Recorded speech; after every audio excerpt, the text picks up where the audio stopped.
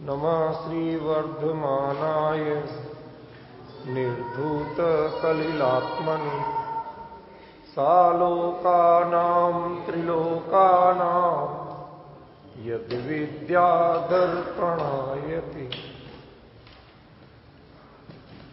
धर्मानुरागी भाइयों बहनों, मुनि धर्म पर थोड़ी चर्चा सुबह हमने की थी।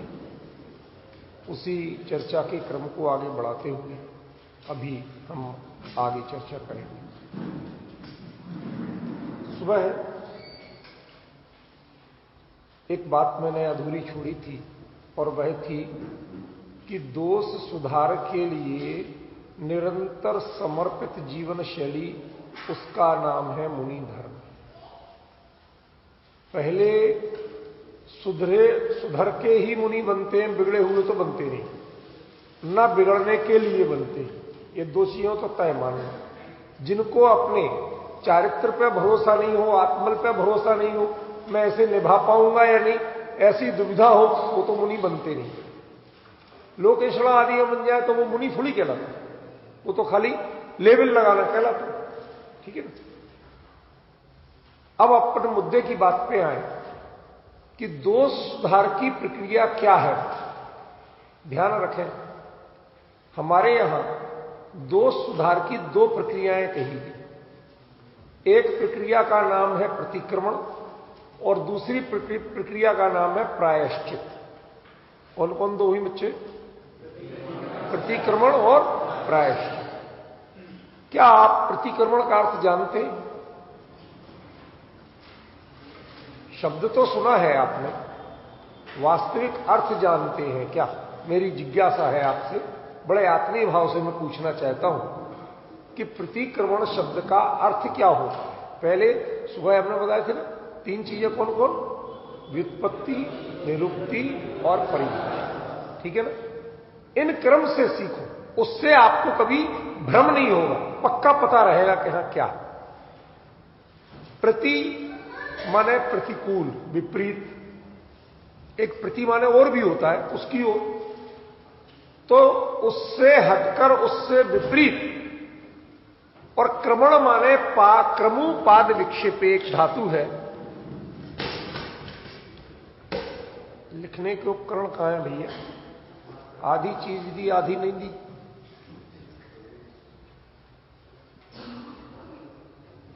यहां भी सब ज्ञानी आत्मा है। मुझे ये फंसा फंसा के मत दिया करो भैया।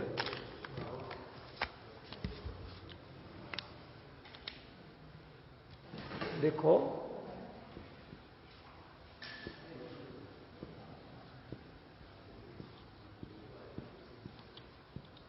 संस्कृत में एक वर्ब है, धातु है जिसे बोलते हैं, वो क्या है? क्रमुपाद विक्षेपे। मतलब क्रम धातु, वो पाद विक्षेप, पैदल चलना, उड़ के भागना, दौड़ना, समझ में ना? इनके लिए नहीं। पाद विक्षेप माने मैं कदम कहां रख रहा हूं, इसका आपको पता होना चाहिए। आप चलते हो तो आपको पता होता है आपका पैर कहां पड़ रहा है। 90% नहीं होती। बातें करते हुए जाते हैं, इधर उधर देखते हुए जाते हैं, सारी दुनिया की खबर होती है, लेकिन पैर कहां रखा गया इसका खबर नहीं होती। सही कह रहा हूं कि गलत? समीक्षा करिए अपनी, होती है नहीं कभी। लेकिन जो क्रमण करता है, प्रतिक्रमण नहीं, सिर्फ क्रमण। क्रमण माने चलना। कैसे चलना? जिसे सोध बीन करके कदम रखता है, सावधानी पूर्वक कदम रखता है। क्यों? क्योंकि गड़बड़ियां होती हैं तभी है जब असावधानी पूर्वक चलते। तो हम अपने जीवन में, आचरण में यदि असावधानी पूर्वक चल गए हैं तो अपराध हो गया। और अपराध से हटके वापस हमें अपने सही मार्ग की ओर आना है, तो वो चलना कैसे होना चाहिए? सावधानी पूर्वक होना चाहिए। हमारा कदम कहां पड़ रहा है उसका हमें पूरा विवेक होना चाहिए, ज्ञान होना चाहिए। ख्याल में? वो यूं ही नहीं कि उठे, मुंह उठाया, दौड़ पड़े। कहां पैर रख रहे, कहां गिर रहे, कुछ पता नहीं। ऐसे चलने का नाम क्रमण नहीं। ठीक है ना। क्रमों पाद विक्षेप, एक एक कदम हम चल रहे हैं, सावधानी पूर्वक चल रहे हैं, पूरी जिम्मेवारी से जा रहे हैं, हमें पता है हम कहां जा रहे हैं। समझ में? ऐसे चलने का नाम क्या है? क्रमण। प्रति माने प्रतिकूल। जो हम पाप के मार्ग पे जितना चल गए, गलत मार्ग पे जितना चल गए, उससे लौट के सही मार्ग पे आना और सावधानी पूर्वक आना, विवेक पूर्वक आना, उसका नाम क्या होगा? प्रतिक्रमण। समझिए? अब इसमें एक और मर्म की बात है। एक शब्द होता है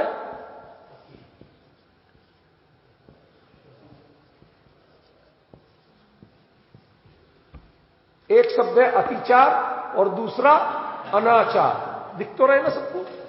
देख लो, ऐसे दिखा देता हूं, ठीक है ना?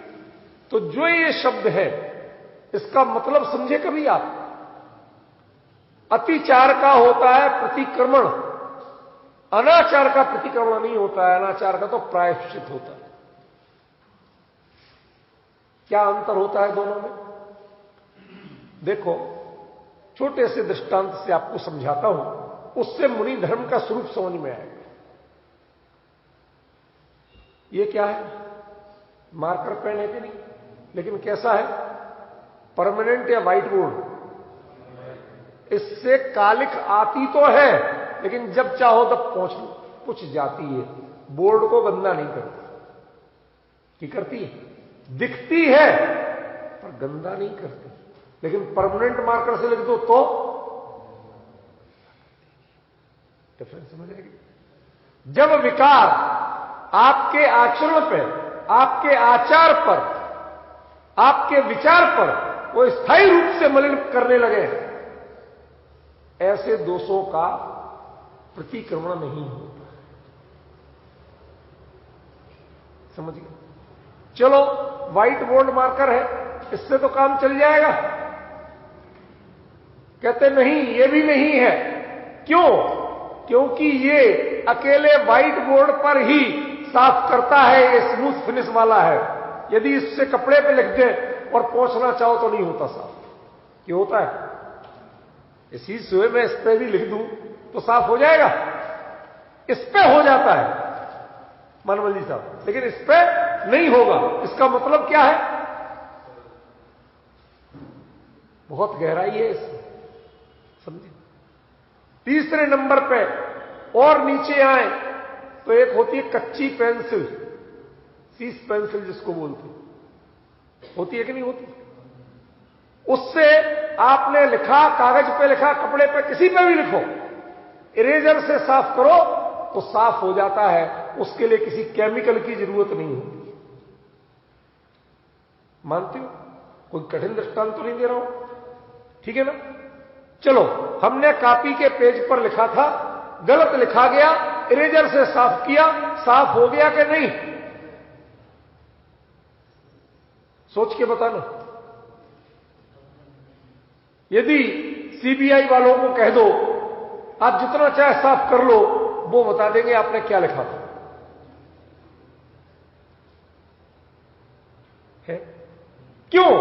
क्योंकि कागज पर उभार नहीं मिटा पाए आप। वर्ण तो मिटा दिया, कालिक तो मिटा दी, लेकिन जो कागज पर लिखने से उभार आए थे वो आप नहीं मिटा पाए। कागज को प्लेन नहीं कर पाया, रंग हटा दिया आप। अंतर समझ रहे? तो हमारे यहां एक और चीज चलती थी जो आज के नए बच्चे जानते ही नहीं। वो क्या थी? स्लेट होती थी ना, बत्ती से लिखते थे, स्लेट पर लिखते थे। यदि उसको धो पोंछ दिया, अब दुनिया में कोई सीबीआई ऐसी नहीं मिली जो बता दे कि इस पे क्या लिखा।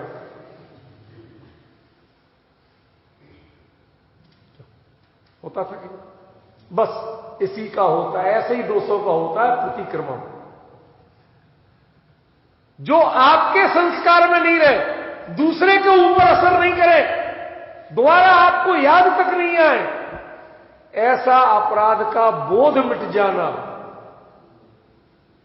हमारे यहां बड़ी विचित्र स्थिति है, ध्यान से सुनना।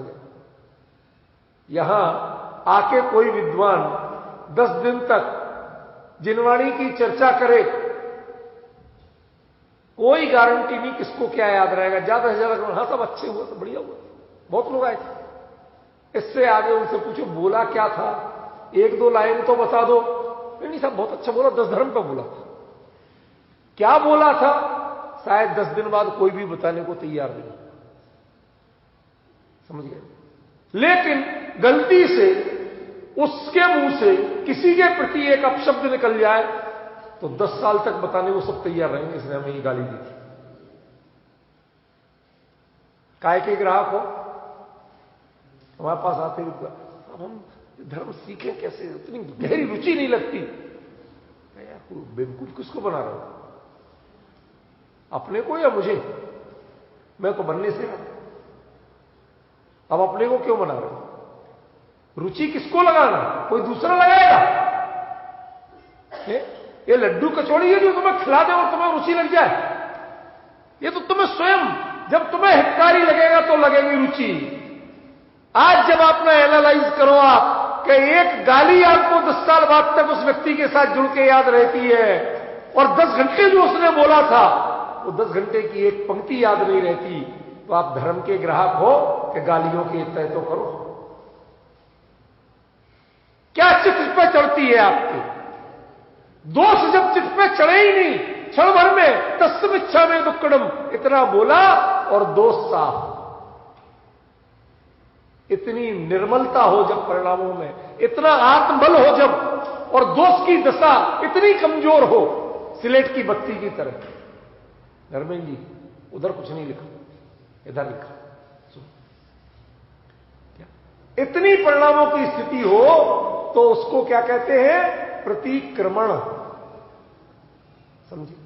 और ऐसा प्रतिक्रमण मुनिराज करना तो सर्वक को भी चाहिए। वो कब कब करते हैं? कम से कम दिन में 2 बार करते हैं, 4 बार करते हैं, 6 बार करते हैं, 10 बार करते हैं। अरे बावड़े हुए, कोई नियम नहीं है क्या? नियम क्या करेगा? नियम क्या करेगा? आप मुंह कितनी बार धोते हो?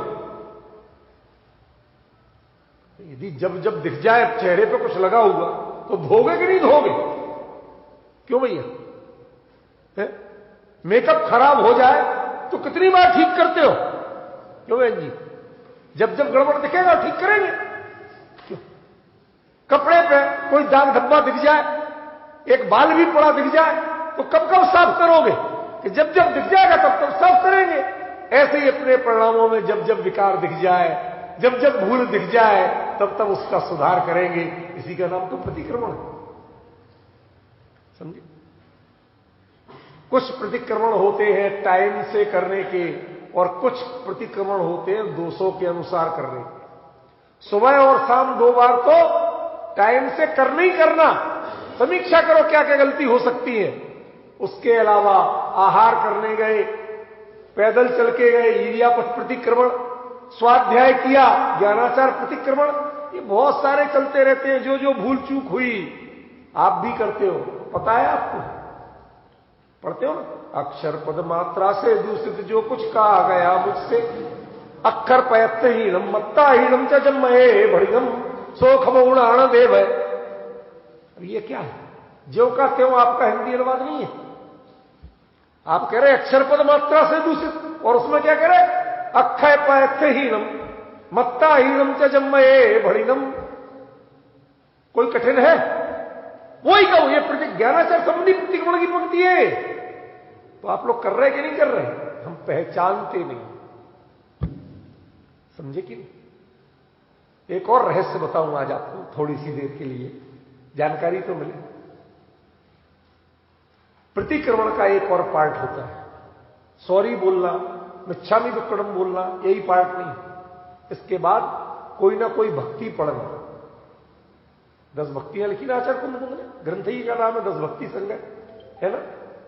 तो वो जो है उस 10 भक्ति संग्रह में 10 भक्तियां लिखी, उनमें से कोई ना कोई भक्ति ज्ञानियों ने विधान किया कि इसके बाद पढ़ना, और जब भक्ति पढ़ो तो उसके अंत में कायोत्सर्ग करना, समझे? तो हमारे यहां की भक्तियों की बड़ी गजब गाथा। अलीगढ़ मुस्लिम विश्वविद्यालय में एक बार एक इंटरनेशनल कॉन्फ्रेंस हो रही थी कि विभिन्न धर्मों में शांति की अवधारणा, ठीक है ना। तो इस विषय पर हो रही थी। एक सेशन मुझे भी प्रिसाइड करना था और अपने जैनिज्म पर बोलना भी था। तो उसमें तकरीबन भारतीय दर्शन वाले लोग थे, बौद्ध भी आए थे, इस्लाम वाले भी आए थे, सिख भी आए थे, हिंदू वाले भी आए थे, जैनों की ओर से मैं था और सत्र का अध्यक्ष भी मैं ही था। अब सब लोगों ने अपने अपने बोले, साहब हमारे यहां शांति पाठ ये होता है, ओम देव शांति पृथ्वी शांति, सब अपने सुनाते थे। वो मुसलमान अपने सुना गए। मैंने उनसे एक छोटा सा प्रश्न किया। हमने कहा, आप लोग अपने अल्लाह, ईसा, मूसा जो भी हैं, उन सब से, भगवान से शांति की कामना करते हो कि भगवान आप हमें शांति करो, दुनिया में शांति करो। हमने कहा, आप में कोई एक इंसान भी है? तो क्या मतलब, सभी इंसान? हमने कि इंसान हो तो अपनी जिम्मेवारी भी तो बताओ कि तुम शांति के लिए क्या करोगे। उनसे तो मांग रहे कि वो करें, माने तुम रायता फैलाओ और वो समेटे, ये तो तुम कह रहे हो, लेकिन तुम क्या करोगे हमें तो किसी धर्म में दिखा नहीं। एकमात्र जैन धर्म में है कि जिसमें हम भावना करते हैं, कामना नहीं करते, भगवान से नहीं मांगते। हम क्या कहते हैं, हो वह सारी प्रजा हो, भगवान तुम करो, ये नहीं कहते। अंतर देखिए, सद्भावना है ये कि ऐसा हो, लेकिन इसके लिए हमने ये नहीं कहा भगवान तुम कर देना, बल्कि क्या कहा, हम क्या करेंगे। शास्त्रों का हो पठन सुखदा। पहली ड्यूटी हमारी कि हम अच्छे शास्त्र पढ़ेंगे, खोटी चीजें नहीं पढ़ेंगे। लाभ सत्संगति का, हम अच्छे लोगों की संगति में रहेंगे, बुरों की संगति में नहीं रहेंगे, शांति अपने आप रहेगी। बदमाशों की संगति में बैठोगे तो जेब काटना सीखो, समझ गए। फिर तीसरे नंबर पे सदव्रतों का सुजस कह के हम सदाचारियों की चर्चा करेंगे, दुराचारियों की चर्चा नहीं करेंगे, शांति अपने आप रहेगी। दोष ढांकू सभी का, तो दुनिया में दोष खत्म हो जाएंगे कि दोष तो रहेंगे, दोषी नहीं रहेंगे, लेकिन मैं दोष को उभारने का काम नहीं करूंगा, दोषों को ढकने का काम, चर्चा ही नहीं करूंगा। अपराधियों को बचाना उद्देश्य नहीं है, अपराध की चर्चा नहीं हो। कहीं पर रास्ते में आप जाते हो और कहीं पर कोई कुत्ता गंदगी कर जाए, अब आप यदि किसी बड़े आदमी के साथ जा रहे हो तो आपकी ड्यूटी क्या बनती है, किसका कुत्ता था, जांच कमेटी बिठाओ। यह है कि दो मुट्ठी मिट्टी लेकर के उस पर डालना, ये है। बताओ ना सच्ची समझदारी की बात क्या है। अरे जांच कमेटी बिठा के क्या करोगे, वो तो दिखेगी, उस पर बदबू भी आएगी। इन जांच कमेटियों से दोनों चीजें नहीं ढक सकती है, ना आंखों का दोष ढकेगा, ना नाक का दोष ढकेगा। आसान तरीका है तो उसको ही ढक दो, ना आंख को दिखेगी ना नाक में बदबू आएगी। दोष ढांकू सभी का मतलब दूसरों के दोष बचाना नहीं है, अपराधियों का संरक्षण नहीं है। बाबूजी क्या लिखते हैं, शरण जो अपराधी को दे, अरे अपराधी वह भगवान। ये वो दृष्टि नहीं है, समझे।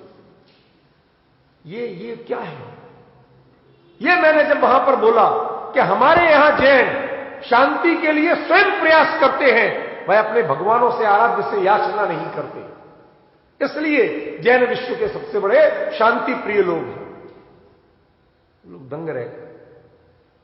आप बताओ, आप पढ़ते थे, आपको पता है, ये पता नहीं है कि ये एक नहीं दो भक्तियां हैं। ये शांति पाठ जो पढ़ते हैं उसमें आदि है शांति भक्ति और आदि है समाधि भक्ति। ये जो आपको बाद में पढ़ा गया ना, ये समाधि भक्ति का पाठ है। ये बात मैंने 1996 में लिखी हुई है, मेरी नमन पूजन पुस्तक है, उसमें दी हुई है, समझिए। हमें समझना चाहिए ये प्रतिक्रमण में भक्तियां होती हैं, उनका पीछे भी एक उद्देश्य होता है, समझ में। और अंत में नंबर आता है कायोत्सर्ग का, आता है। What is the means of कायोत्सर्ग। काय माने शरीर और उत्सर्ग माने त्याग। क्यों? काय माने शरीर और उत्सर्ग माने, तो भैया कौन कौन लोग तैयार हैं काय उत्सर्ग के लिए? हाथ उठाओ। शरीर का त्याग करने कौन कौन लोग तैयार है कोई? चलो भाइयों में नहीं है, बहने है कोई? अरे क्या हमें जान लोगे क्या? जरा से आपके प्रवचन सुनने के आ गए, हमें जान लोगे क्या? मैं तो जो जिनवाणी में लिखा उसकी बात कर रहा हूं। अर्थ क्या है? काय के प्रति ममत्व का त्याग। काय तो छूटी हुई है, छोड़ना नहीं है, छूटी हुई है, क्योंकि ये चेतन कभी हुई नहीं और आप कभी काय रूप हुए नहीं। आत्मा में बदबू आई नहीं और शरीर में सुगंध, वो तो कितनी कर लो, कितने इत्र फुलेर लगा लो, आती बदबू ही है। समझे? ये पवित्र हुआ नहीं और आत्मा कभी अपवित्र हुआ नहीं। इसका मतलब ये तो छूटे ही हुआ है। फिर काय को छोड़ना है कि जो जहां पकड़ा हुआ है वो छोड़ना। कायोत्सर्ग जानते हो इसका मतलब क्या होता? आत्म ध्यान। 9 बार नमो का मंत्र जपना नहीं होता। जब जप किया जाता है तो हाथ जोड़ के नमो। क्यों भाई साहब? मैं कहूं भाई मानवल जी साहब जय जिनेन्द्र, मैं कहूं मानवल जी साहब जय जिनेन्द्र या जय जिनेन्द्र, कैसे करोगे? बताओ ना मुझे। ये हमारे लोगों को इतना इतना करप्ट सिखाया गया। ये कायोत्सर्ग मुद्रा कहलाती है। माने शरीर से जब चिंता छूट जाएगी तो हाथ ऐसे लटकेंगे, वो कायोत्सर्ग मुद्रा कहलाती है। वो जप की मुद्रा नहीं है। यदि आपको कुछ भी जपना है, 9 बार नमो का मंत्र जपना है, तो नमो माने ये मुद्रा होती है, ये मुद्रा नहीं होती। आज तक किसी ने बताया? तुम्हें तो अकल थी भैया कि जब नमो बोल रहे, नमो माने नमस्कार हो, तो हाथ लटका के नमस्कार करोगे कि हाथ जोड़ के करोगे? इतना लोक शिष्टाचार आता है कि नहीं आता है? मुनिराज तो कायोत्सर्ग करते हैं, माने शरीर के प्रति ममत्व का त्याग कर देते हैं, आत्मस्वरूप में लीन होते हैं, तो सारे पाप अपने आप धुल जाते हैं, सारे दोष अपने आप धुल जाते हैं, प्रतिक्रमण हो जाता है। ऐसे आत्म पुरस्कार की प्रक्रिया मुनिराजों की निरंतर चलती रहती है। इसलिए उसको कहते हैं कि मुनि धर्म माने क्या? कि दोष सुधार के लिए सदा समर्पित व्यक्तित्व। लिखा है ना, ये दिया है, उसी पर बोल रहा था मैं। विषयांतरित नहीं होता हूं। ये पीपीटी इसलिए बनवाता हूं ताकि आप भी ध्यान रख सके और मुझे भी, मैं सामने मैं भी रखता हूं पीपीटी अपनी, मैं भी उसके हिसाब से बोलता हूं। ठीक है ना? अब देखिए, दोष छुपाने या उनकी तार्किकता बताने के बहाने नहीं खोजते। हम लोग क्या करेंगे? भाई साहब थोड़ा चलता है आजकल, पेट खराब रहता है, ये है वो है, एसिड बन जाता साहब, इसलिए हम तो थोड़े व्रत नहीं कर पाते, हमें ये नहीं चलता। हर चीज के लिए हमारे पास क्या है? रेडीमेड बहाने। भाई साहब वो चौथा काल था, उस समय जब लिखे गए ग्रंथ वो उस समय के हिसाब से लिखे गए। 5वां काल, जैसे श्रावक वैसे साधु, ये सब बहाने नहीं करता है। जो बहाने गया वो मुनि नहीं है, वो बहाने खोजते ही नहीं है। वो तो सीधी बात, गलती माने गलती और उसे तत्काल सुधारना, यही सभ्यता की निशानी है। क्यों? बटन टूट जाए तो तब तक उपयोग बेचैन रहता है जब तक बटन नहीं लग जाए। सभा में बैठे बैठे बेचैनी लगती है, मेरा बटन टूटा, कोई नहीं टोक रहा, लेकिन आपको लगती है कि नहीं। ऐसे ज्ञानी जीव को उसके जीवन में एक छोटा सा भी विकार आ जाए तो जब तक उसका परिष्कार या सुधार नहीं हो जाए तब तक वो व्यग्र रहता है, करके ही छोड़ता है। और वह सुधार कैसे होता है? कायोत्सर्ग माने आत्म ध्यान की विधि से ही सारे सुधार होते हैं, कोई दूसरी विधि धर्म में नहीं। ख्याल में ये हुआ सुबह का छूटा हुआ अधूरा पॉइंट। यद्यपि मैं प्रतिक्रमण पे बोलूं तो 4-6 घंटे मुझे अकेले प्रतिक्रमण पे चाहिए, इसलिए मैं उस विस्तार में नहीं जा रहा हूं, संकेत मात्र में आपको बताया। अब आगे देखिए, मुनि धर्म में यानी निरभिमानता की वृत्ति। क्या कहा? मुनियों के 10 धर्म होते कि नहीं होते? मार्दव धर्म होता कि नहीं होता? मार दो माने मान नहीं करना। सही है क्या गलत? अरे बोलो ना, सही है क्या गलत? पक्का? तो मैं मुनि हो गया और मैं अपने दुनिया से बड़ा अपने आप को मानने लगूं, ये क्या है? नहीं है मान, है ना? किस बात की अकल करते हो? अरे मुनि बने हो तो अपने साधना के लिए बने हो, समाज पे हुक्म झाड़ने के लिए नहीं बने। समाज को चुगलियों पर नचाने के लिए नहीं बने हो। हम क्या करें और क्या ना करें, धर्म का कोई विधि पूछे, आप बताओ कि भैया जिनवाणी के अनुसार तो आज्ञा ये है, एक भले व्यक्ति को, एक सदग्रस्त को भी ऐसा आचरण करना चाहिए, बताओ। जिनवाणी का उपदेश करो, लेकिन उसमें मैं मत घुसाओ। मैं कहता हूं इसलिए ये गलत है। समझ में? आज सब लगातार इस बहाने को करने लगे हैं, मुनि धर्म कलंकित क्यों हुआ, विकृत क्यों हुआ, बिगड़ा क्यों? क्योंकि आज पद व्यक्ति पर सवार है, व्यक्ति पद पर सवार नहीं। मनमोहन जी साहब, क्या हुआ? व्यक्ति पे पद सवार है, व्यक्ति पद पे सवार नहीं। व्यक्ति कोई मुनि नहीं बन रहा है। जैसे मुनि धर्म उनको इतना चढ़ जाता है कि हर किसी के प्रति कुछ भी फतवे देने लगते हैं, आक्रोश जारी करने लगते हैं। एक बोले साहब ये जो समय सार आदि के विधान बनने लगे, यद्यपि मैं भी समर्थक नहीं हूं, क्योंकि समय सार स्वाध्याय की चीज है। जब से विधान बने लोग चावल चढ़ा के समझने लगे कि हमने समय सार पढ़ लिया। बाबूजी बिल्कुल इन चीजों के समर्थक नहीं थे। समय सार को आप अपनी पूजनों में लिखो, हमें कोई ऐतराज नहीं है, लेकिन समय सार की पूजन लिख दो, हमें ऐतराज। क्यों? क्योंकि फिर समय सार जो स्वाध्याय की चीज थी उसको आपने चावल चढ़ा के पूरा कर लिया, तो फिर समय सार खत्म ही हो गया। क्यों लिखा था समय सार? जो चिंतन की चीज थी, मनन की चीज थी, अनुभवन की चीज थी, उसको आपने चावल चढ़ा के कर्मकांड में ढाल दिया।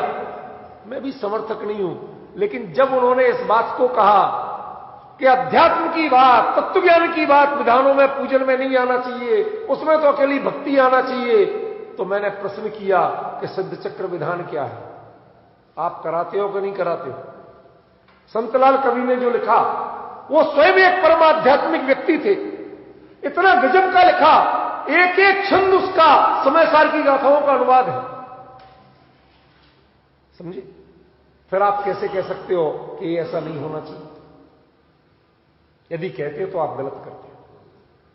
ठीक है, पूरी जिनवाणी में कहीं नहीं लिखा कि तत्व की बात मैं पूजनों में नहीं आना चाहिए, तत्व की बात मैं भक्ति में नहीं आना चाहिए, ऐसा पूरी जिनवाणी में कहीं नहीं लिखा। ये तो हमारे ऊपर अनंत उपकार है आदरणीय बाबूजी का कि जिन्होंने सबसे पहले सूत्रपात किया कि इन पूजनों को दीनता की भावना से हटा के ज्ञान और वैराग्य, तत्व ज्ञान की सूक्ष्मता और आत्मस्वरूप के संबोधन वहां पर वो ले गए। वरना पूजन के नाम पर तो जय जय नाथ परम गुरु हो, यही चलता था। कोई सोचने को तैयार नहीं था, स्वरूप का चिंतन करने को तैयार नहीं था। अरे भीतरागी परमात्मा के गुणों का चिंतन करने को भी तैयार नहीं था। मात्र तुम अपनी पत रखना, भगवान आ गए हैं तुम्हारे पास, इंटरनेशनल भिखारी आए हैं, ये दीनता की बातें चलती थी। पहली बार सूत्रपात किया बाबूजी ने कि जिसमें इसको उस कारागार से बाहर निकाला, भगवान की भक्ति को बाहर निकाला, उसमें अध्यात्म की प्रतिष्ठा की, तत्व ज्ञान की प्रतिष्ठा की। ऐसा नहीं है कि पहले कवियों ने कभी कुछ लिखा ही नहीं था। जयमालाओं में कई जगह कवियों ने लिखा है, ऐसा नहीं कह रहा हूं कि सारे गलत है, लेकिन उसमें प्रायः जो इंप्रेशन था वो इंप्रेशन दीनता का ज्यादा, याचना का ज्यादा था, तत्व ज्ञान का नहीं था। उसका सूत्रपात करने वाले यदि कोई थे तो उसके लिए धन्य है कोटा नगरी, जहां पर बाबूजी जैसे महापुरुष हुए और उन्होंने जैन भक्ति साहित्य को एक नई दिशा दी। समझ में? आज बहुत लोग लिखने लगे नकल करके, लेकिन असल रहती है। हजार नकल भी कभी असल नहीं बन पाती। उनका मैं बहुत बहुत ऋणी हूं, बहुत कृतज्ञ हूं संपूर्ण जैन समाज को और विश्व के भक्ति साहित्य को उनका कृतज्ञ होना चाहिए। आज कोई भगवान की पूजा करते समय उनकी ही जयमाला में लिखने का साहस आज तक कोई नहीं कर सका कि शरण अपराधी को जो दे अरे अपराधी वह भगवान, ये हिम्मत कोई नहीं कर सका। ये ओज, ये आत्मल अकेला बाबूजी में। मुनि धर्म, ये तो जब वो श्रावक थे, फिर मुनि धर्म की पराकाष्ठा क्या विचार करोगे। वो निरंतर अपने दोष सुधारना और उस उन्नति की ओर बढ़ना, निराभिमानता के साथ बढ़ना, इसके बावजूद पूरे जीवन में बाबूजी तो ग्रस्त थे, मुनिराज की तो बात ही दूसरी है। उनके पास एक बच्चा भी गया तो उसका भी ऐसे बहुमान करते थे, इतने महान विद्वान आए, बच्चे अभी पढ़ना सीख रहे हैं, तो भी बाबूजी की करुणा और उनका गुण ग्रहण का जो भाव था वो अद्वितीय था। आज तक दुनिया में हमने किसी को ऐसा नहीं देखा। ख्याल में कभी खड़े हो जाए तो उसके ऐसे गीत गाते थे कि जैसे पता नहीं तीर्थंकर आ गए। बहुत बहुमान। क्यों? वो व्यक्ति का बहुमान नहीं होता था, आप जिस गद्दी पे बैठे और जिस तत्व को सुना रहे उस तत्व का बहुमान करते थे। वो उम्र का बहुमान नहीं करते थे, वो व्यक्ति का बहुमान नहीं करते थे। ये गुण ग्रहण की भावना, ये निरभिमानता की वृत्ति, आप जैन समाज के सर्वोपरि विद्वान होते हुए एक बच्चे के लिए भी इतना बोल रहे। क्यों? क्योंकि उनके ऊपर अभिमान हावी नहीं था। उन्होंने भक्ति तो की थी, लेकिन मैं इस भक्ति का करता हूं, मैं इस पूजन का लेखक हूं, यह अभिमान उनके जीवन पर हावी नहीं हुआ था। जब एक ग्रस्त में इतनी सदा सहता हो सकती है तो मुनिराज, वो तो निरभिमानता की वृत्ति की पराकाष्ठा होती और निरंतर आत्मिक विकास के लिए समर्पित जीवन शैली, अपने आप को अपग्रेड करना चाहते हैं, वो दुनिया के समाज सुधार के लिए तैयार नहीं होते। पंचगणना कैसे हो, शिलान्यास कैसे हो, हर चीज में आज दखल दिया जाता है। अरे मुनिराज कहते भैया मुझे अपने काम से फुर्सत ही नहीं है। जिसकी कल्पना नहीं कर सकते थे आज बैठे बैठे मंत्र पढ़वा पढ़वा के स्वाहा, चावल चढ़ाओ, अवक्ष चढ़ाओ। अरे भैया क्या हो गया?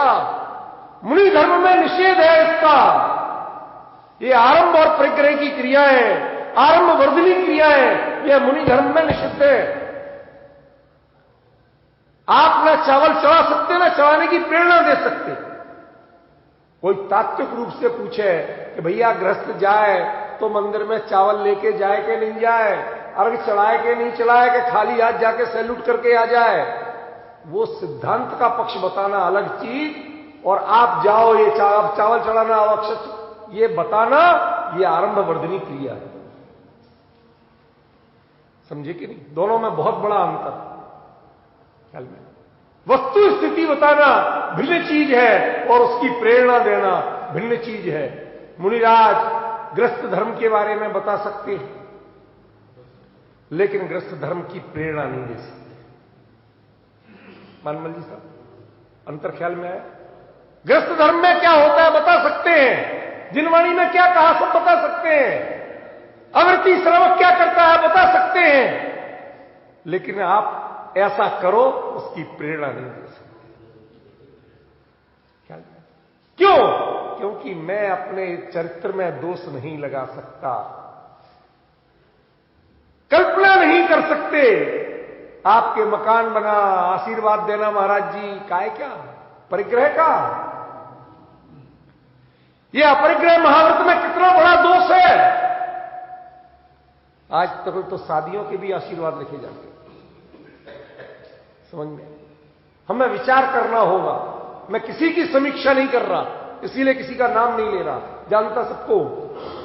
मैं वो तथ्य बताना चाहता हूं कि जिन धर्म क्या सिखाता है और हम कहां जा रहे हैं, इसको पहचाने बिना हमारे ये सारे विकार पैदा हो रहे हैं। यदि हम इसको समझते तो ये विकृतियां पैदा नहीं होती।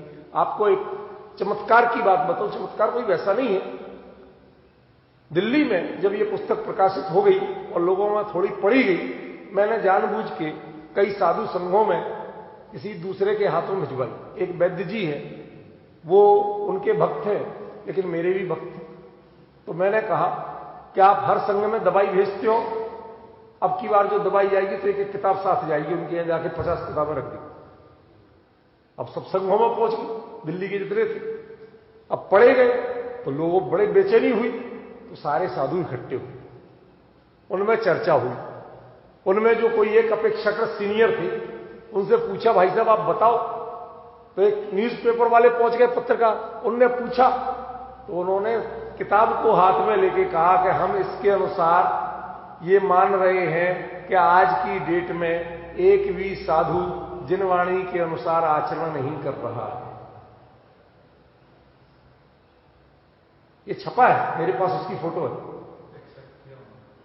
अरे छपा है, बाकायदा प्रकाशित हुआ न्यूज़पेपर में, समझे? कोई भी, ये कोई चौथे काल और पंचम काल का ड्रामा नहीं हुआ, कोई भी नहीं है। इसका मतलब है कि हमारे लिए सत्य को बताना तो पड़ेगा। आज तक किसी ने आईना दिखाया ही नहीं था। कोई बात करते थे तो बहुत सारी पोल पट्टियां चल रही थी। आज जब सामने आई चीज तो लोगों को भी समझ में आ रहा है कि वास्तव में मुनि धर्म क्या है। सुनो नेक्स्ट पॉइंट, मुनि धर्म यानी सांप सीढ़ी का खेल। ये सांप सीढ़ी लगता है गलत, वो ऑटो करेक्शन से हो जाता ना। ये सांप सीढ़ी नहीं, सांप सीढ़ी खेल होता है ना, बच्चों खेलते थे। लेकिन इसमें बड़ी मजेदार बात कही कि जिसमें स्वयं की कमजोरियां ही सांप बनकर बर्बाद करती हैं और स्वयं का पुरुषार्थी क्षण भर में परमात्मा बना सकता। इसमें कोई दूसरा सांप नहीं है और ना कोई दूसरी सीढ़ी है। ख्याल में आप जरा से स्खलित हुए, कहां जाओगे पता नहीं चलेगा, समझे कि? और आप यदि स्खलित नहीं हुए, अपने स्खलित हो भी गए तो भी अपने उत्कृष्ट पुरुषार्थ करके कहीं के कहीं पहुंच सकते हो। आपको स्मरण होगा विष्णु कुमार मुनिराज, दो एक लोगों ने अंधेरे का फायदा उठा लिया। उन्होंने कहा खिसक लो, अभी कोई नहीं देख रहा। सुनो, विष्णु कुमार मुनिराज का नाम तो सुना है। मुनि धर्म में रिद्धियां प्रकट होना गौरव की बात है, लेकिन रिद्धियों का उपयोग करना एक चरण रिद्धि के अलावा उपयोग करना वो पाप की बात है। गजब। सुनो, आप जानते हैं, आप पूजन में जो शुरुआत की स्थापना के पहले जो पढ़ते हैं ना, शुरुआत के पाठ, उनमें स्वस्ति क्रियासु परमर्शियों, ये पाठ पढ़ते हैं। क्या है ये? क्या है ये? जब पंचकलक करते हैं उसके शुरू में 64 रिद्धि विधान, गणधर वलय विधान, ये सब जरूरी होते। क्या है ये? रिद्धियों की क्या महिमा? जब रिद्धियों की आपके धर्म में कीमत ही नहीं है तो महिमा क्या? भाई साहब, रिद्धियां प्रकट होने तक तो बढ़िया है, प्रयोग करने पर खतरनाक, समझे? इसलिए हमारे यहां कहा जाता है बारंबार, जो गणधर वलय विधान है उसमें देखिए, रिद्धिया यमुना मोहंती, रिद्धियां प्रकट होती हैं, लेकिन रिद्धियां जिन्हें मोहित नहीं कर पाती हैं, आकर्षित नहीं कर पाती हैं, जो रिद्धियों का प्रयोग नहीं करती। क्या कहा मन? बहुत बड़ा अंतर है क्या? विष्णु कुमार मुनिराज ने रिद्धि का प्रयोग कर दिया था तो मूलच्छेद प्रायश्चित मिला था, दीक्षा छेद। लेकिन आप जानते हैं कि दीक्षा छेद के बाद, प्रायश्चित स्वीकार करने के बाद जब पुनः दीक्षा ली तो उसी भाव से मोक्ष मिला। इसका मतलब कि कोई यदि पतन की स्थिति आ गई है तो ऐसा नहीं है कि आप पुनः उठ नहीं सकते हैं। सांप भी खुद हो और सीढ़ी भी खुद हो। अपनी कमजोरियां ही सांप हैं और अपना पुरुषार्थ ही सीढ़ी है। यह मुनि धर्म का एक अलौकिक स्वरूप। ख्याल में? अरे ये जो बता रहे हैं आपको, ये शब्द तो इस पुस्तक में भी नहीं लिखे, 550 पेज की पुस्तक में कई चीजें ऐसी बता रहा हूं कि जो इसमें भी नहीं लिखी है मानवल जी साहब भी। सुनो सुनो, मुनि धर्म यानी मोक्ष मार्ग की लाइव डॉक्यूमेंट्री। लाइव डॉक्यूमेंट्री समझते हो? कमेंट्री चलती है ना, आंखों देखा हाल। जीता जाता मोक्ष मार्ग देखना हो तो किसको देख लो? निर्गंथ मुनिराज को देख लो। कहां लिखा है?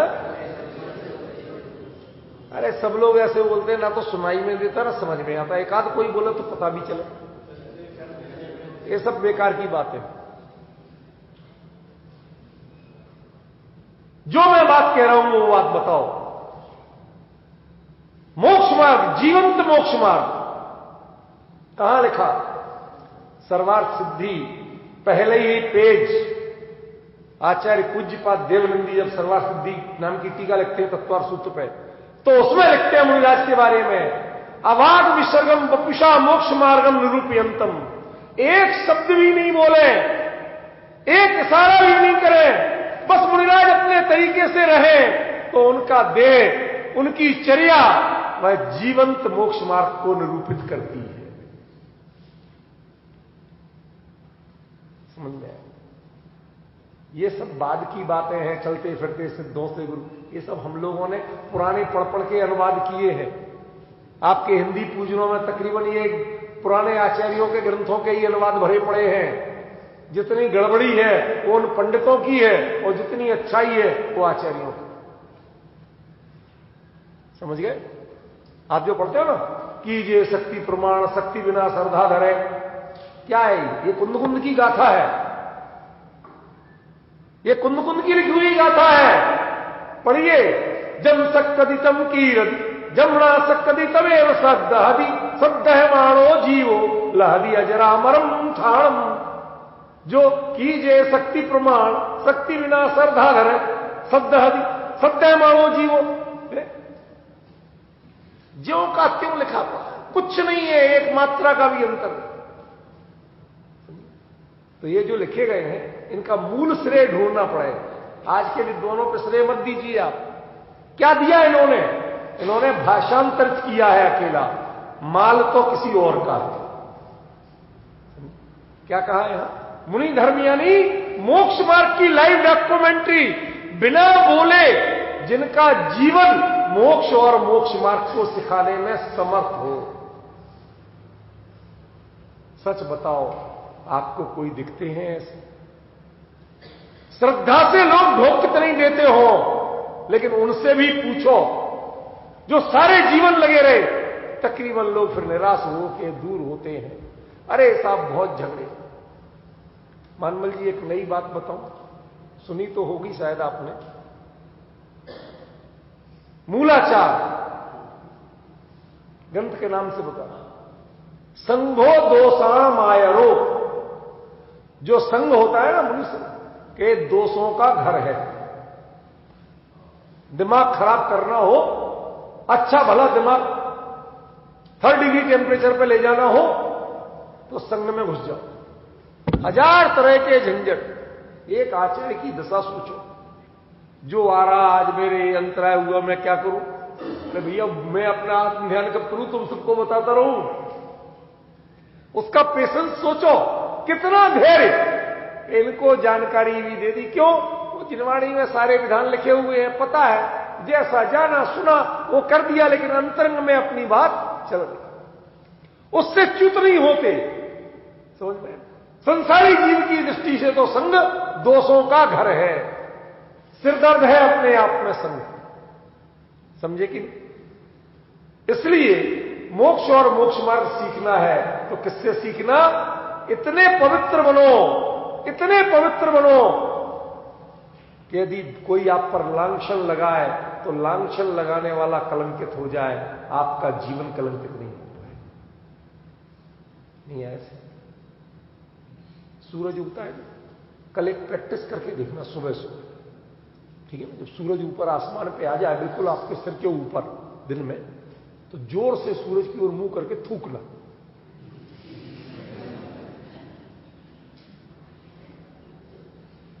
क्यों? कोई गलत बात कह दी? क्या होगा? गंदा हो जाएगा। सारे लोग मिलकर थूके तब सबका मुंह गंदा होने वाला है, वो गंदा हो। ऐसा जिनका जीवन इतना परम पवित्र है कि जो जिन पे उंगली उठाए वो कलंकित हो जाए, वो अपमानित हो जाए, लेकिन आपका जीवन इतना निर्दोष होना चाहिए कि कोई उंगली उठा ही ना सके। मोक्ष ये है मोक्ष मार्ग, इसे कहते हैं मोक्ष मार्ग। ऐसा तो दिखाया जाए, लेकिन प्रश्न चिन्ह के रूप में उंगली ना उठ सके, इतने पवित्र जीवन का नाम होता है मुनि धर्म। लेकिन हमने क्या बना दिया, कहां पहुंच गए, समझिए। यह विडंबना, इसलिए मुनि धर्म को जानना जरूरी है।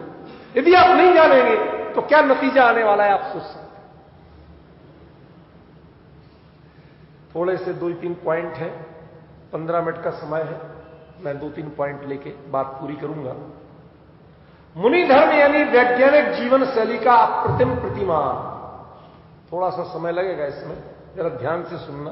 बेटा कोई एक इसको साफ करो। क्या कहा, वैज्ञानिक जीवन शैली। आप एक बार, संयोग की बात है कि कहीं पर एक इंटरनेशनल साइंस कांग्रेस हो रही थी, उसके संयोजक चूंकि जैन थे कोई, तो उन्होंने कोई एक जैन महाराज जी को भी बुला लिया हो, दिगंबर, वो भी बैठे थे मंच। अब बाय द वे मेरा पेपर था, उसमें सेशन प्रिसाइड कर रहा था मैं इंटरनेशनल साइंस कांग्रेस में। तो उसमें जब मैंने अपने था 20-25 पेज का पेपर था, सारांश रूप में बताना था, तो पब्लिक को जो साइंटिस्ट आए हुए थे, इसरो वगैरह कई बड़े बड़े संस्थानों से आए हुए थे, डीआरडीओ, इसरो, सबके साइंटिस्ट आए हुए थे उसमें। तो मैंने उसमें ये बात इस विषय पर बोला था कि जैन जो मुनि धर्म है वह वैज्ञानिकता का नया मानदंड है। मैंने कहा आप लोग कहते हो खाने के 1 घंटे बाद तक पानी मत पीना, अपच हो जाएगी, और 1 घंटे बाद पानी जरूर पीना, नहीं तो कब्ज हो जाएगी। हमने कहा ये तो बिल्कुल नहीं मानते, ये बैठे ना, ये बिल्कुल नहीं मानते तुम्हारी बात। ये खाने के साथ ही पानी पीते हैं और बाद में 24 घंटे बिल्कुल नहीं पीते हैं, पहले कुछ भी नहीं होता। ये 4 घंटे से लगातार मंच पे बैठे हैं, हिले डुले बिना, चैतन्य बिल्कुल सीधे।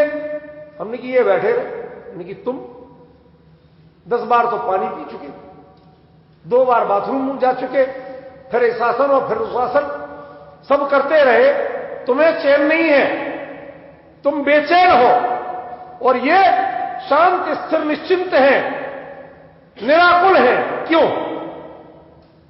तुम्हारा साइंस सही है कि इनकी साइंस सही है, ये बताओ। ये मैंने उन साइंटिस्टों को प्रश्न किया। मुनि धर्म माने वैज्ञानिक जीवन शैली का सबसे गजब का रूप। मैं 1-2 एग्जाम्पल देता हूं। मुनिराज खाने के बाद कैसा पानी पीते हैं, जब भी उसी के साथ साथ कैसा लेते हैं, गर्म नहीं, लगभग खौलता सा, लगभग जितना गर्म पिया जा सके, अंजलि में लिया जा सके, बर्दाश्त किया जा सके, उतना गर्म। घबराना मत, सोच समझ के बोल रहा हूं, खौलता की बात नहीं कह रहा हूं, वो तो आपके हिसाब से, आप तो जरा सा मुंह जल गया बोलते हो ना, इसलिए कह रहा हूं। क्यों? क्योंकि भोजन के साथ यदि गर्म पानी जाए तो कोई विकृति पैदा नहीं होती है, भोजन पचता है, और सादा पानी या ठंडा पानी जाए उतनी ही अपच पैदा हो। अब बताओ मुनि धर्म वैज्ञानिक है कि नहीं? बाहरी चलिए सुनो। एक प्रश्न आया कि मुनिराज दांत नहीं धोते तो उनके दांत सड़ जाते हो, कीड़े लग जाते होंगे, कैविटी हो जाती होगी। भाई आप नहीं धोए 2 दिन तो क्या हालत होती है ना? तो वो क्या करे? आपने तो कह दिया जिनके इन्होंने हो न दंत धोवन। अब आपने तो शर्तें लगा दी, लेकिन ऐसे में आखिर शरीर तो विकृति का पिंड है, तो होगी कि नहीं होगी? फिर दांत कमजोर होंगे, उनसे खून बहेगा, फिर वो मुंह में ही जाएगा, सब बड़ी समस्या। अब धर्म सच्चा है कि नहीं? मानमल जी मेरे प्रश्न ध्यान देना। पूरी जिनवाणी में कहीं इसका समाधान लिखा नहीं मिला। मैं भी जब इस टॉपिक को लिख रहा था, दिमाग खराब रहा। मैंने कहा यार क्या लिखूं, बात तो सच्ची है। हम यदि 2 दिन, क्या 1 दिन, हमें दोनों टाइम चाहिए, नहीं धोए तो उस दिन नींद नहीं आती है, बेचैनी लगती है, कैविटी पैदा होने लगती है, और ये कभी नहीं धोए, कैसे चलता हो। मैं वाकई में परेशान सोचता रहा।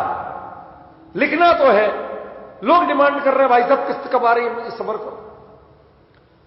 रात को 2:30 बजे सोचते 2:30 बजे मुझे लेट गया था मैं, लेकिन जग रहा, एकदम दिमाग में खोदा समाधान, और बैठ के मैंने लिखा और 3:30 बजे पोस्ट किया। आप बिलीव करोगे कि 3:30 बजे भी कई लोग इंतजार में जग रहे थे। मैंने पोस्ट किया, उसके 5 मिनट के अंदर अंदर करीब 40 कमेंट्स आ गए। कैसा पढ़ेंगे तो बाद में आपकी आगे हमें चैन पड़ेगी, हम सो सके। उसमें मैंने जो समाधान दिया वो आपको बताना चाहता हूं, वैज्ञानिकता का, साइंस का।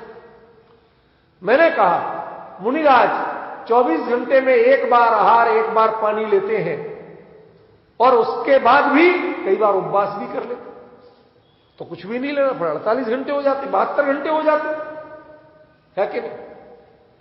अब ऐसे में पेट में जो जाता है उसको निकलने की स्थिति क्या होगी? पानी की तो कमी है भाई। एक बार में आप खाने के साथ कितना पी लोगे? आप 24 घंटे में कम से कम 3 से 4 लीटर पानी पीते हो। मुनिराज आधा पेट भोजन लेंगे, 1 भाग पानी और 1 भाग वायु, ये उनका नियम है, उनकी जीवन शैली। तो ये 1/4 में कितना पानी आ जाएगा?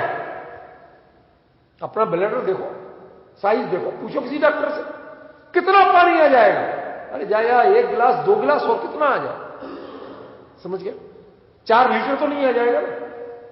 तो इसका मतलब है कि वो तो गर्म पानी होने से वो पाचन में तो कम हो जाता है, लेकिन पानी की मात्रा तो कम होती है, समझ गए? और लघु शंका में भी निकल जाता है। तो अब जब पानी जो कम होगा तो जो मल बनेगा वो अपेक्षाकृत ठोस बनेगा, सख्त बनेगा। ठीक है, बुरा मत मानना कि आप जुगुप्सा की बात नहीं है, मैं विज्ञान की दृष्टि से बात कर दिया है इस बुक में सब।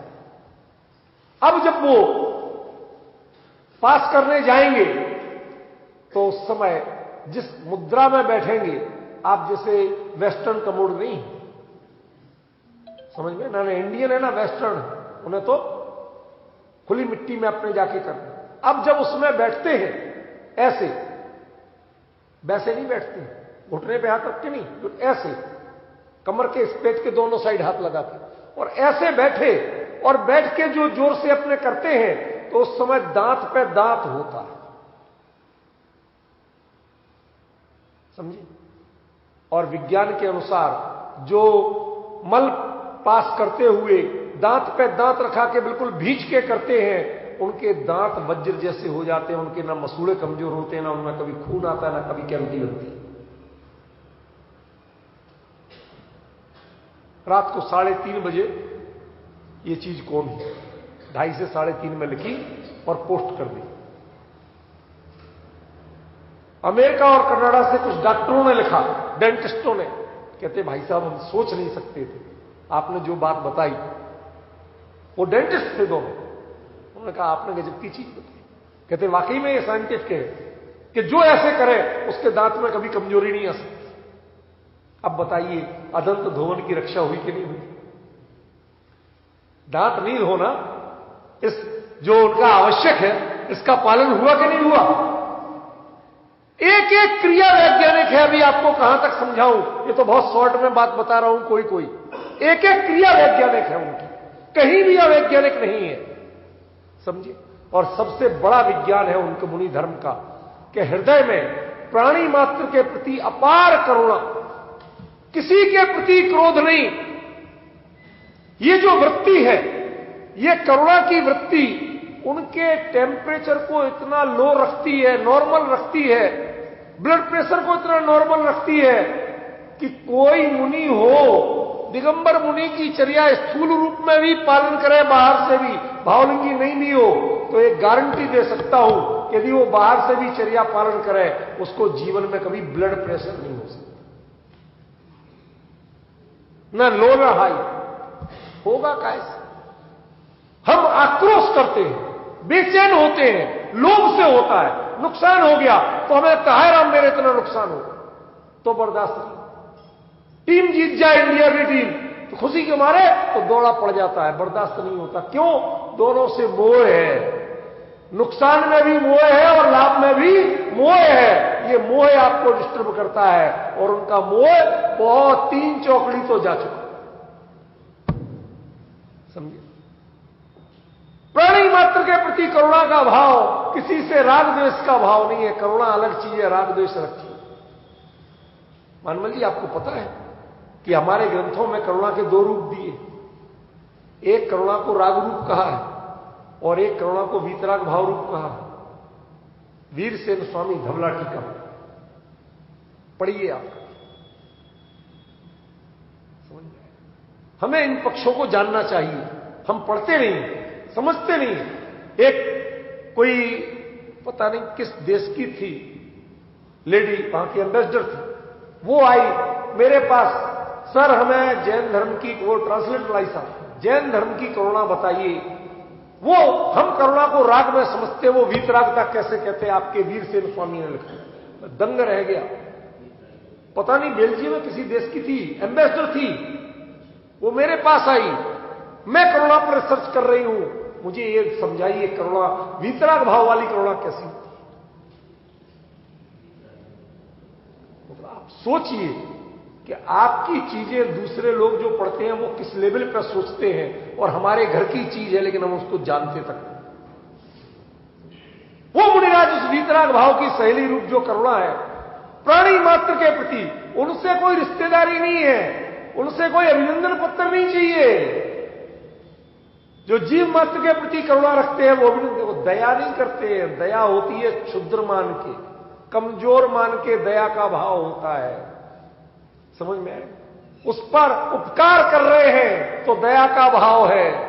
लेकिन मेरे हृदय में जो थोड़ी सी व्यथा पैदा होती है, वह उस व्यथा को करुणा में बदल देते हैं ख्याल में, और वो करुणा जो है उसके कारण जीव दया आदि ये सब पलती है। वो करुणा का भाव, उसको प्रकारांतर से वीतरागता का भाव कहा, उसे अबंधक कहा, अबंधक कहा, करुणा के भाव। ये समझना पड़ेगा, उसकी गहराई है, अभी मैं वो सब नहीं बताऊंगा। तो ऐसे जो करुणा का भाव है उसके कारण उनकी बॉडी, उनका सारे के शरीर का तंत्र वह एकदम स्वस्थ और हल्का रहता है, कहीं कोई बाधा नहीं आती। इसलिए मैंने लिखा कि मुनि धर्म जो है वह पूर्णतः वैज्ञानिक है। नेक्स्ट पॉइंट, पंचाचार मुनि धर्म का ऊर्जा स्रोत है। कौन? ज्ञानाचार, दर्शनाचार, तपाचार, वीर्याचार और चारित्राचार, 5 आचार होते। इसमें पढ़ना काफी लंबे जगह पे कहा है। मैं उन 5 आचारों में एक आचार की थोड़ी सी बात करूंगा और उसका नाम है वीर्याचार। गाड़ी चलती है, कैसे चलती है? इंजन से चलती है। मशीनरी तो वही है ना, वो एक एक को एक्टिव करती है तब तो पहिया घूमता है, समझ गए। और इंजन कैसे चलता है? यदि ईंधन नहीं हो तो इंजन चलेगा? 4 आचार भले ही इंजन की तरह हो, पहियों की तरह हो, लेकिन उसमें जो करंट पास करता है, ऊर्जा पैदा करता है, उसका नाम है वीर्याचार। मुनि धर्म में जो बहानेबाजी सीख जाए उसने समझ लेना वीर्याचार को जाना ही। मुनि धर्म माने कितनी ही विपरीत स्थिति हो उसमें कभी उत्साह भंग होता ही नहीं। एक की जगह 2 उपवास करने का मौका मिल जाए, 3 दिन अंतराय आ जाए, अरे राम राम, यहां इस नगर के कोटा के लोग ही पनौती है। महाराज जी को चौका लगाना नहीं आता, आंकड़ी लेके निकले, इतना इशारा किए, समझ ही नहीं पाए क्या कर रहे। 3 चक्कर लगा के आ गए, तब समझ में नहीं पाएगा वो नारियल उल्टा करके रखना था। ये कमजोरी, ये कातरता, ये कायरता मुनि धर्म का लक्षण नहीं। अरे नहीं हुआ तो और बढ़िया, एक दिन और चैन से आराम से, ना लघु शंका जाना ना दीर्घ शंका जाना, आराम से स्वाध्याय करेंगे, धर्म ध्यान करेंगे, आत्म ध्यान करेंगे, मौज करेंगे। ये सोच आती है? ऐसा लगता है कि हम सोच पाते हैं कि यदि हमें मुनि धर्म अंगीकार करना पड़ा तो हम ऐसे कर पाएंगे? नहीं सोच पाते। इसका मतलब यह है कि अभी हमारे व्यक्तित्व में, हमारे चिंतन में वह कमजोरी है कि हम मुनि धर्म को समझ नहीं पाए। ख्याल में आए? मुझे पता है समय हो गया और दूर से आए लोगों को दूर जाना भी है। मैं रात को ज्यादा लंबा नहीं करूंगा, एक लास्ट पॉइंट शॉर्ट में लेके बात पूरी करूंगा। मुनि धर्म अंगीकार करने का मूल कारण क्या? आत्महित, लोकहित या समाज हित? क्यों मुनि बना जाता है? आदेदम कादब्बम, क्या करना चाहिए? आत्महित करना चाहिए। यदि सक्कदी परहिदम चावी कादब्बम, दूसरे को उपदेश आदि दे दो, कोई पूछे बता दो, लेकिन आदहित पर हिदा दो, इन दोनों में से तुलना करके चुनना पड़े कि कोई एक लेना, तो आदहिदम शुद्धु कादब्बम, तो आत्महित करना चाहिए। लोकहित, समाजहित, इनके चक्कर में, इनके प्रपंच में पड़ना ही नहीं चाहिए। और जो पड़ जाए समझ लेना वह दिगंबर मुनि नहीं है। काय के पूजा, काय के पाठ। आज मुनि गृहस्थाचार्यों का काम करना बाकी रह गया कि शादी के फेरे नहीं कराते, बाकी मंदिर में बैठे बैठे स्वाहा स्वाहा करा रहे हैं। क्या क्या काम, विधानाचार्यों के काम, हर चीज में दखल दे। क्यों? क्योंकि अपना काम तो बचा नहीं, तो दूसरे का काम आदमी तभी करता। अपना काम करने को हो तो दूसरे के काम में दखल कौन दे, कौन ध्यान दे? क्यों? परीक्षा में अपनी कॉपी लिखते हो कि पड़ोसी की है? जब अपनी लिखने को नहीं हो, या तो पूरी लिखी गई हो या अपना कुछ आता ही नहीं हो, तो एक प्राइमरी वाला बच्चा बैठा था बगल में, अलग अलग बिठाए जाते ना, अलग अलग क्लास के, तो जूनियर, ला भैया तेरी कॉपी लिख दूं। कौन करेगा? जिसके पास या तो अपना काम नहीं या अपना काम पूरा हो गया। तो पूरा तो होता भगवान बनने पे, तो भगवान तो बने नहीं, ये तो तय है ना। तो फिर यदि ये विधानाचार्यों के, गृहस्थाचार्यों के काम कर रहे हैं, इसका मतलब यह है कि इन्हें अपने धर्म का आता पता नहीं। समझ में? अन्यथा कभी कोई न शांति धारा, न कोई विधान, न कोई पूजन, न कोई अनुष्ठान, इन चक्रों में मुनि होके कोई पढ़ ही नहीं सकता। ये सब आरंभ वर्धनी क्रियाएं, और पढ़े तो वो मुनि धर्म जो जिनामनाय कहती है उसके अनुसार नहीं है। आपने कोई नई परिभाषा बनाई हो और उसके अनुसार बने रहो। हमारे यहां हुआ, पहले दिगंबर से श्वेतांबर अलग हुआ, उन्होंने भी कहा, तो उनका भी बड़ा कठिन था, दिगंबर जितना नहीं था। आज भी आप पालीताना वगैरह जाओ, जो उनके साधु मिलते हैं, एक पंखा नहीं चला सकते आप, कितनी गर्मी हो, पंखा नहीं चला सकते, इस जीवन शैली में रहते हैं। आज हमारे तो दिगंबर भी एसी चलाने लगे, वो पंखा तक नहीं, आज भी मैं मिला हूं, पंखा तक नहीं चला सकते। स्नान वृत्ति वो भी होते हैं, कभी स्नान नहीं करेंगे, समझे ना। वो मंदिर मार्गी बने, मंदिर मार्गियों से जो थोड़े उन्होंने लिबर्टी लेना थी, समाज में रहना शुरू करना था, तो उन्होंने स्थानकवासी बन गए। क्यों? क्योंकि वो तो लगभग वनवासी थे, तीर्थवासी थे, ये स्थानक, अब वो शहर में आके रहना शुरू कर। ठीक है, अपने लिए जगह बनवाना शुरू कर दी जहां रहेंगे साधु। शहर में रहने का साधु का क्या काम, समझ में? पर बनवाने लगे, वो स्थानकवासी हो गए। और उनमें भी जब आचरण की शिथिलता पराकाष्ठा पे पहुंचने लगी, तो क्या हो गया? तेरा पंथ शुरू। तेरा पंथ माने दिगंबर जैन नहीं, श्वेतांबर जैन तेरा पंथ। समझ में? ये क्या है? जितनी आचरण की शिथिलता है उसी से परिभाषाएं नहीं बनी है। यदि ऐसी नई परिभाषा बनना है तो आज तो दिगंबर धर्म में जो मुनि धर्म है उसका तो स्वरूप ही कोई नई परिभाषा बनाई जाए तो भले ही बने, वरना जिनामनाय के अनुसार तो उनमें मुनि धर्म का स्वरूप कहीं दिखाई नहीं देता। मैं किसी की समीक्षा करने नहीं आया, मैं तो ये जिनवाणी के अनुसार जो बात है उसका पक्ष बता रहा हूं, क्योंकि जिनवाणी के अनुसार मुनि धर्म का स्वरूप कुछ भिन्न है, उसको हमें समझना पड़ेगा। और काश यदि हमारे मुनिराज जो आज उस मार्ग पर चल भी रहे हैं किसी रूप में, वो उसको सही समझें और आचरण में ले लें, तो हम सबसे पहले व्यक्ति होंगे कि जो उनके चरणों में जाके बिछेंगे। ख्याल में, हमारा व्यक्तियों से विरोध नहीं है, हमारा सिद्धांतों से विरोध है। जिनवाणी जो कहती है उसके अनुसार यदि आप करेंगे तो आपके सबसे बड़े समर्थक हम होंगे, और इसके विरुद्ध चलेंगे तो भैया हमारी मां के विरुद्ध जो चलेगा उसको तो हम दूध बख्शने वाले लोगों में से नहीं है, हम उसको माफ करने वाले, माफी कर कौन, कसाय किसको करना, कसाय तो करने नहीं। हमारा तो मतलब ही इतना है कि उनको हम इस रूप में स्वीकार करने को तैयार नहीं। ख्याल में, संक्षेप में मुनि धर्म का थोड़ी सी चर्चा यथा निर्देश की, मंचों पर नॉर्मली मैं करता नहीं हूं, लेकिन सत्य है तो सत्य है, उससे कोई डरता भी नहीं। ख्याल में, तो एक ही कल का विषय भिन्न रहेगा, उसकी चर्चा कल आपको मिलेगी।